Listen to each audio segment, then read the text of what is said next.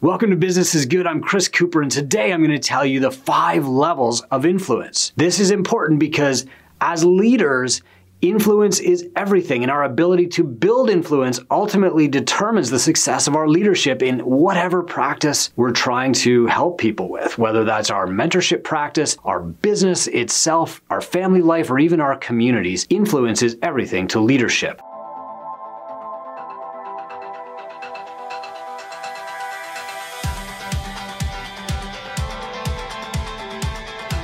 So today I'm going to start by teaching you the 5 levels of leadership, and I'm going to tell you how your influence determines your leadership, but I'm also going to tell you how to build your influence at each level of leadership and how to build it through media. People will listen and follow you if they know you, like you, and trust you, but they won't just automatically do those things. You have to build that knowledge, liking, and trusting through influence if you want to be a good leader. So let's start with John Maxwell's 5 levels of leadership. And there is an amazing book by John called The 5 Levels of Leadership that you should read. But here's a brief overview. The base level of leadership, the lowest level, is called position. With positional leadership, people listen to you, follow you because they have to. They are hired to do a job and you are their supervisor and they are told to report to you. That's positional influence. The level above that is called permission influence, meaning that they want to talk to you. So it could be that maybe there are 2 or 3 shift supervisors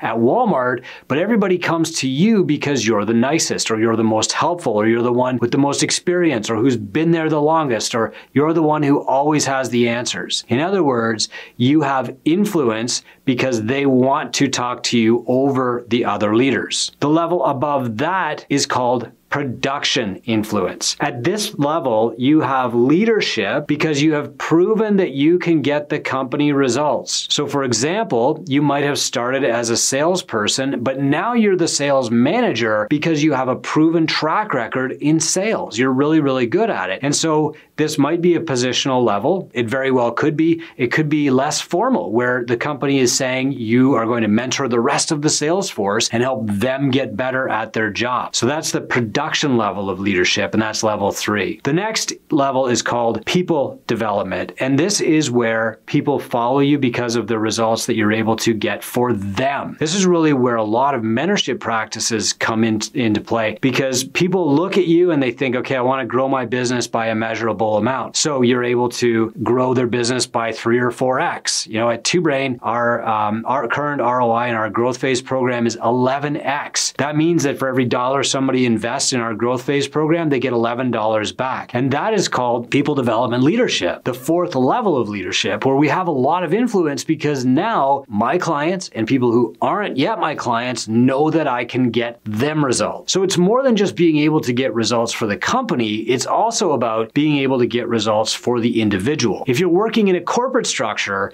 this type of leader might be one who mentors within the structure to help people ascend or grow their careers. You see this a lot with mentorship in the military, where informally people will meet with somebody higher on the food chain, and that person will tell everybody else, here is how to advance in your career. And then finally, the 5th level of leadership is called respect. And this is where people follow you because of who you are. Now, this is interesting, but what's most interesting about all 5 levels is that you can change how people view you as a leader, and you can become a more impactful leader by improving your influence. So once upon a time, I went to visit the headquarters of this business in the US called Thumbtack. Thumbtack was this posting service. It was an app where you could advertise your service business and people could sign up to try it, basically.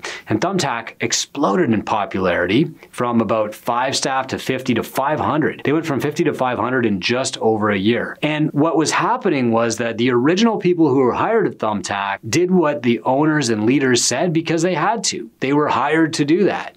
But as they grew really, really quickly, the leaders realized that they had to have influence over all of these new hires because there were so many people working for the company now that they didn't have enough people to supervise anybody. And so they couldn't have a conventional leadership structure. They had to move from people had to follow the leaders because they saw them every day to people would want to follow the people who are directly in charge of them. They had to go from positional leadership to to permission leadership. And so what they started doing was publishing internal media. And so every morning, the founder of Thumbtack would record a voice note and send it as a text to everybody else. And it was like an internal podcast, and it was only 90 seconds to 3 minutes every day, but he would send it out every day, and he would talk about what he was working on, how the company was progressing. Maybe sometimes he would talk about some challenges, but more than anything else, he would talk about the vision. And what that did was created this atmosphere at Thumbtack of people who wanted to be at Thumbtack, who wanted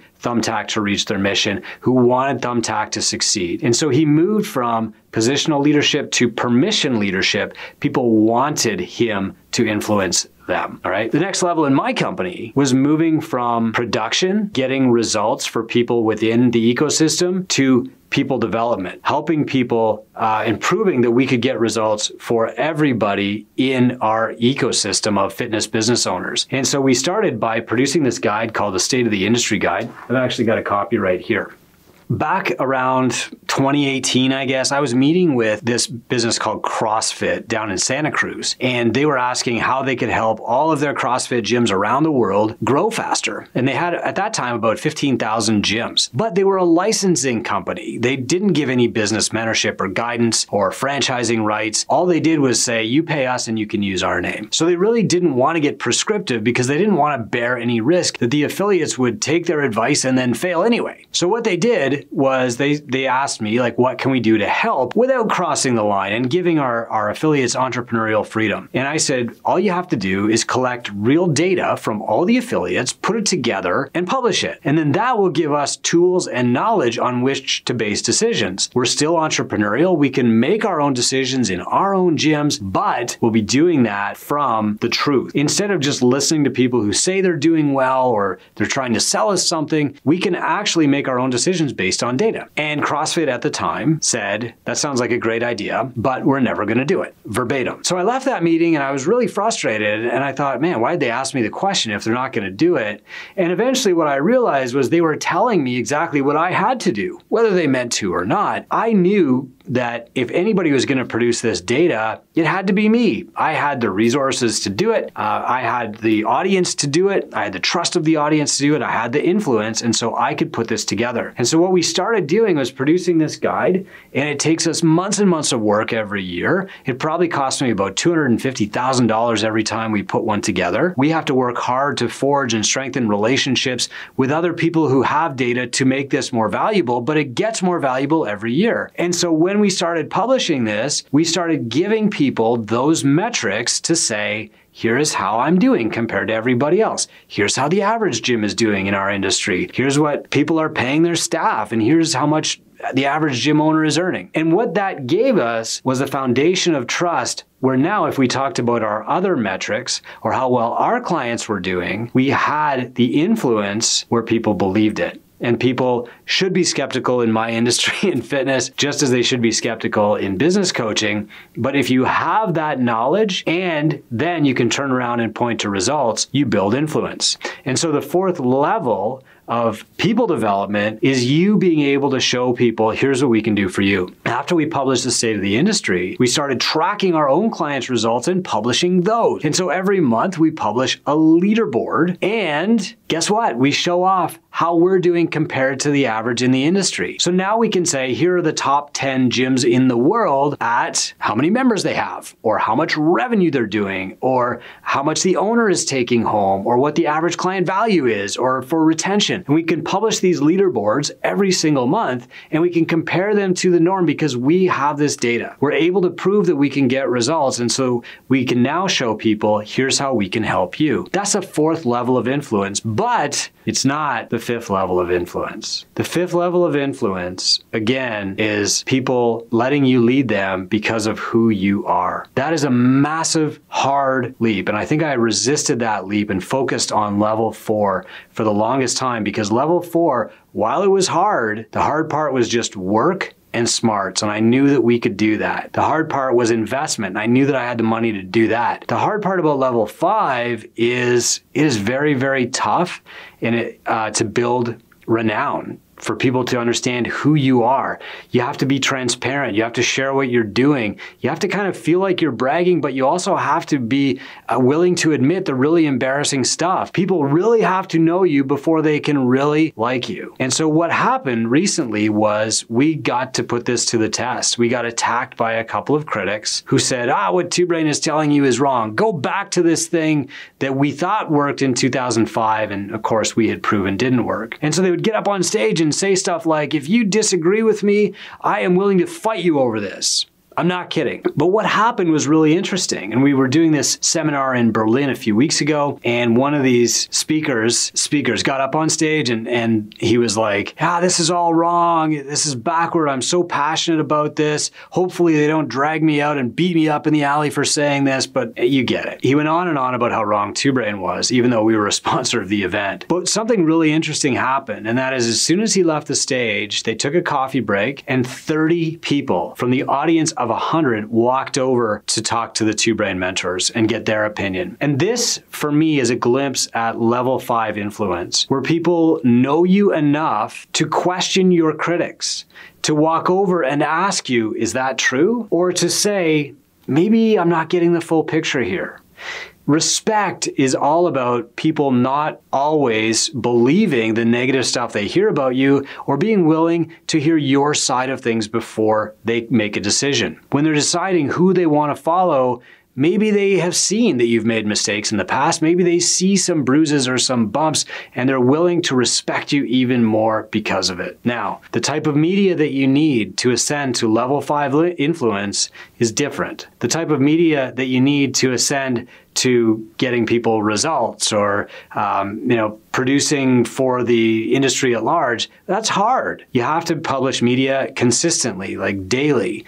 We publish podcasts twice a week. We publish blog posts every single day. Emails go out every day. We're on 5 or 6 different social media platforms every day. We're on YouTube twice a week. That's all information that will give you level 3 or level 4 influence. But level 5 influence, respect, that takes a different type of media. And that's what Business is Good is all about, because now we're not just showing people how, we're showing people why. We're showing intent. We're showing them not just that they can build a successful business, but that they can build a business that they're proud to own. A business that they didn't have to resort to slimy sales tactics or bait and switch marketing or anything that made them embarrassed or ashamed. A business that they can take home to mama. A business that they can show off to their friends from high school and say, I built this, and be proud of it. A business that makes them successful, but also doesn't make them want to hide their success out of embarrassment for how they achieved it. That is what Business is Good is all about. And that is the type of leadership that we want to have, and the influence that we're building is through this media. So what I want you to think about is what current level of leadership you're at right now, and what type of influence you need to build to get to the next level. To get there, I recommend first Maxwell's book, 5 Levels of Leadership, but then I also recommend a book by Robert Cialdini called Influence. And when you go through this list, you'll be able to see what you need to do to stay at your current level of leadership and the type of influence that you need to build to get to the next level, and hopefully how to do that. If you have questions, of course, just go to businessisgood.com. You can join the movement, you can ask questions there, and I will be thrilled to answer them. Go build a business you're proud to own.